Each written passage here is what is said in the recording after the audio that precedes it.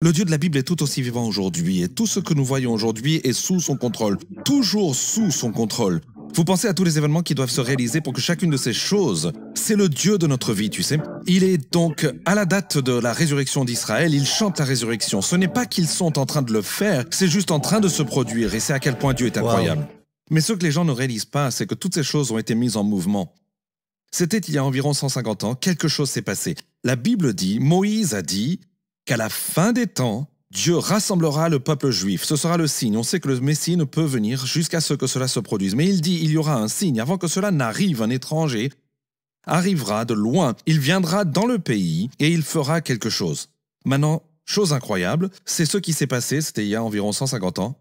Un étranger vient de loin, vient en terre d'Israël. C'était une désolation, comme Dieu l'a dit. C'est du gâchis, c'est sans espoir. L'étranger témoignera, dit Moïse, il témoignera au sujet de ce que c'est une terre désolée, perdue et sans espoir. Et juste à ce moment-là, juste après cela, c'est à ce moment-là que Dieu va agir. C'est alors que Dieu va commencer à ramener son peuple. Eh bien, c'est arrivé. L'homme vient, il tient un cahier, il témoigne, il écrit un livre, témoigne au monde, l'homme que nous connaissons tous, mais la plupart ne savent pas qu'il faisait partie de la prophétie, Mark Twain. Mark Twain est l'étranger. Il va en Israël, il marche dans la terre, et littéralement, regardez ça, les mots qu'il dit sont les mêmes que Moïse a dit qu'il dirait. Je veux dire, une partie est même mot à mot. Et quand il arrive au dernier jour de son voyage à Jérusalem, son dernier jour, il y a un mot spécifique qui est lu à Jérusalem dans le monde entier. Ils ouvrent les rouleaux, c'est un Shabbat, ils ouvrent les rouleaux. Et quel est ce mot qui est prévu? Le mot partout dans le monde, le peuple juif scande la prophétie de l'étranger dans le pays. Incroyable. Alors il marche dans les rues de Jérusalem, il chante la prophétie. Il ne sait pas qu'il s'agit de lui et ils ne savent pas qu'il est parmi eux. Et donc, juste après que cela ne se produise, c'est l'an 1867, c'est le premier jubilé en année de la Restauration. Juste après cela, toutes ces choses étranges ont commencé à se produire dans le pays. Je n'entrerai pas là-dedans parce que c'est autre chose. C'est la première porte. Mais il y a une ville qui réapparaît après 2000 ans. Toutes sortes de choses se mettent en mouvement cette année-là. Et puis le peuple juif va commencer à revenir. Et ça se passe juste là. Mais une chose aussi à propos de Mark Twain, vous savez, pendant 2000 ans, le peuple juif priait. « Seigneur, ramène-nous à Jérusalem, ramène-nous chaque jour, chaque jour. » Et puis ce qu'il disait était « Seigneur, écoute notre prière, écoute-nous et sois miséricordieux et ramène-nous. » Alors écoute-nous, sois miséricordieux. Le vrai nom de Mark Twain n'était pas Mark Twain, c'était Samuel Clément. Samuel signifie que le Seigneur a entendu et Clément signifie qu'il a été miséricordieux. Seigneur, aie pitié. Wow. L'une des choses que dit l'oracle, c'est que chaque chose dans nos vies, à chaque instant, chaque chose, Dieu les orchestre. Partout dans le monde. Maintenant, ce qui se passe, c'est... Maintenant, si on prend... Bon, je résume rapidement. Si on compte 50 ans, la 50e année à partir de 1867, cela vous mènera-t-il à quelque chose de prophétique?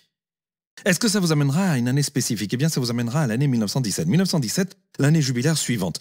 Ce qui se passe, c'est maintenant les choses mystérieuses qui ont été plantées en 1867 secouent le monde entier. Vous avez la guerre mondiale, et Dieu travaille à travers tout. Il y a 2 guerres mondiales, et vous avez 2 empires. Un empire ottoman, musulman. Ils ont la terre depuis 400 ans, ils entrent dans la guerre. De l'autre côté, vous avez l'empire britannique. Ils viennent d'avoir un réveil. Ils aiment, et il y a beaucoup d'amour pour le peuple juif. Dieu va travailler pendant cette guerre, il va accomplir sa prophétie dans l'année de jubilé. Ce qui se passe, c'est qu'il y a un gouvernement au pouvoir en Grande-Bretagne, et ils ne veulent pas que le monde juif revienne.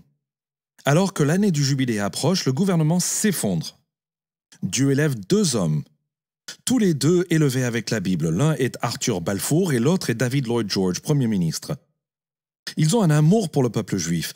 Alors Dieu les met en place pour l'année 1917, l'année du jubilé. Ce qui se passe, c'est que vous avez un autre chrétien, un autre gars qui a été élevé avec la Bible, c'est le général Allenby. Toute sa vie, Dieu utilise cela, et tout d'un coup, l'Empire ottoman commence à s'effondrer. L'Empire britannique entre en scène, Allenby entre à Jérusalem pour la première fois en 2000 ans, la terre est libérée de son occupation hostile, et c'est durant l'année de restauration, l'année de jubilé. Chacun retournera dans sa terre ancestrale, et l'Empire britannique publie la déclaration Balfour qui dit « Cette terre et pour vous, ceci est votre terre. La terre est donc en train d'être restaurée. » Donc tout cela se passe lors de l'année de jubilé. Mais il y a tous ces mystères et je vais vous donner un autre exemple de cette deuxième porte.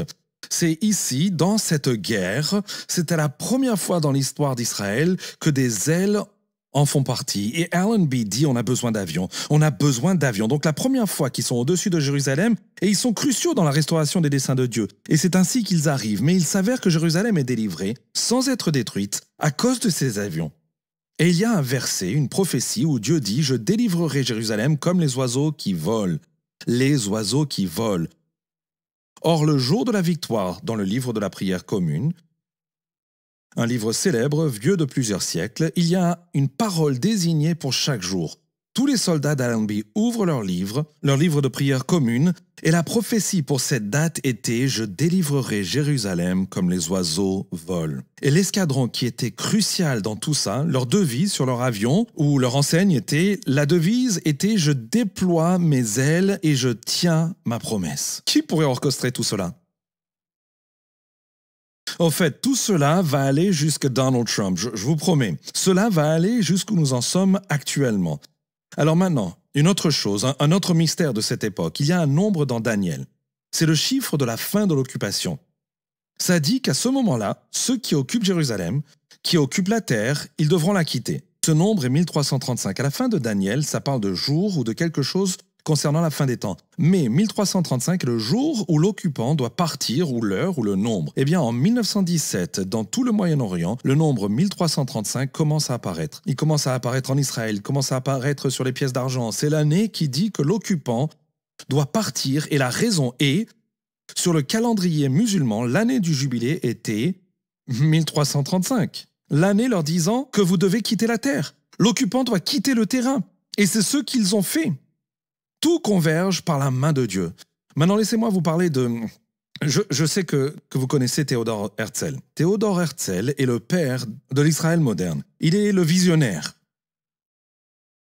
Et ce que les gens ne savent pas, c'est qu'avant de mourir, il avait un secret qu'il a raconté. Quand il était un petit garçon, ou un garçon, il a eu un rêve du Messie. Maintenant, on sait que Jésus a dit qu'il ne reviendra pas tant que le peuple juif ne sera pas là, et qu'il dise « Baruch haba, béni soit-il ». Bon, il faut qu'il revienne. Mais il a rêvé d'un Messie. Le Messie a dit « Ce garçon va préparer mon peuple à ma venue ». Et Théodore Herzl est celui qui les a ramenés en Israël. Maintenant, il rassemblait ce congrès de sionistes. C'est lui qui a démarré le mouvement sioniste. Il a déménagé pour retourner en Israël, et il écrit une prophétie. Il dit « Aujourd'hui, j'ai fondé la date juive ». C'était des années auparavant. Donc tout le monde riait, bien sûr.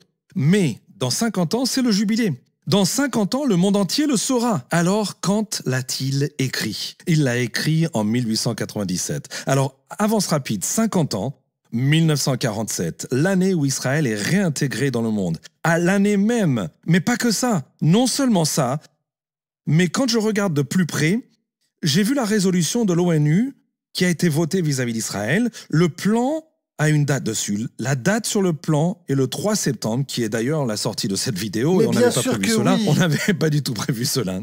Dieu l'a prévu. On n'avait pas prévu, c'est Dieu qui l'avait prévu. Donc, le 3 septembre est le jour où, quand on retourne en arrière, quand Herzl a écrit la prophétie, il a mis une date dessus. La date était le 3 septembre. Cela faisait donc exactement 50 ans, jour pour jour. Le jubilé, jour pour jour. Et c'est ce que je veux vous montrer, c'est à quel point Dieu est exact. Comment est-ce qu'on pourrait orchestrer ça? Maintenant, il y a... Alors, c'est vraiment... Bon, il y a un code dans l'oracle, c'est ce qu'on appelle le code du jubilé. Cela a été intégré à l'époque de Moïse, et Moïse, Dieu l'a donné à Moïse. C'est incroyable. La toute première, la loi du jubilé, vous pouvez le lire dans Lévitique 25, la loi du jubilé dit à Israël, tu retourneras. La première fois que Dieu dit à toute la nation, vous retournerez dans votre terre ancestrale. Il parle de chacun, mais il dit, vous reviendrez. Le mot en hébreu, c'est un mot en hébreu, car tu reviendras, c'est tashuvut. C'est un mot, tashuvut. Maintenant, beaucoup de gens savent que l'année hébraïque est différente de l'année occidentale. Et quand ils l'écrivent en lettres hébraïques parce qu'ils ont tous un certain nombre de valeurs. Tâchez-vous, quand Dieu a dit la première fois « tu reviendras », la valeur numérique est de 1948, l'année où Israël est revenu dans le monde. L'année du retour d'Israël. Et au-delà de cela, voici autre chose. Il y a une autre prophétie dans Amos où Dieu dit « Ce jour-là, parlant du jour où je ressusciterai Israël, je relèverai le tabernacle de David déchu, je mettrai fin à l'exil de mon peuple, ce jour-là, Je reconstruirai Israël comme je l'ai fait dans les temps anciens. Ce jour-là, ils planteront la terre, ils reconstruiront les villes, tout cela en ce jour-là, le jour de la résurrection d'Israël. Ok.